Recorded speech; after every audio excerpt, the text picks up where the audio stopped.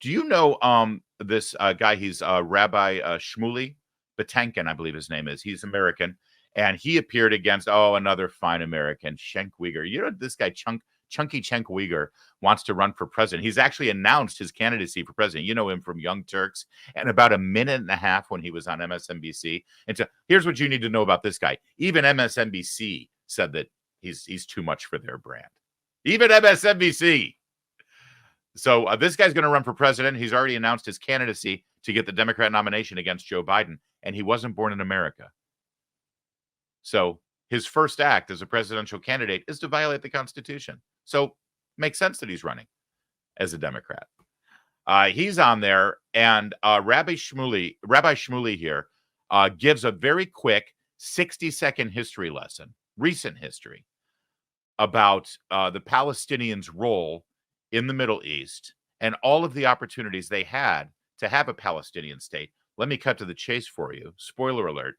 Every time the Palestinians had a chance to have their own state in that area side by side with Israel, they rejected it because it's not important for them to have their own state. It's important for them to get rid of Israel. That's all they care about. Everyone out there saying, oh, we need a two-state solution. Here, Rabbi Shmuley is going to give you the history of a two-state solution.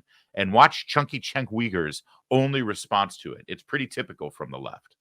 So I've spent my life debating people. Whenever someone starts using personal names and screaming like a lunatic, they're losing the debate. Let me remain You're factual. the one First who of all, made up things.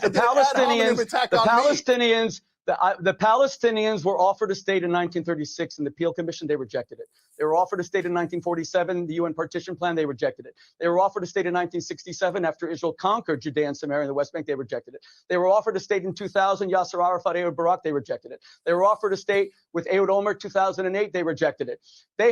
Israel unilaterally withdrew from Gaza in 2005, and they did not create a state. In fact, where were you, Cenk, when you say that you care about Palestinian children, when Hamas stole the highest rate of per capita international foreign aid, larger than the Marshall Plan, from Palestinian children, did not build schools for them, did not build hospitals, took all the money to buy bombs and to build a network of tunnels, which is larger than the New York subway system. Where were you then? Why did you only come up now? In fact, when Bashar al-Assad killed 600,000 children, Arab children, when he gassed them with mustard gas, my organization took out full-page New York Times ads to protect them from sarin gas. Where were you then? You don't care about Arab children. You are a Jew hater, defined as someone who only wants to lie and say that the Jews are genocidaires. And don't try to cancel me and say that I shouldn't be on. You're not a producer of this show. Because you are ignorant of the facts and ignorant of the history does not mean that you can cancel my voice.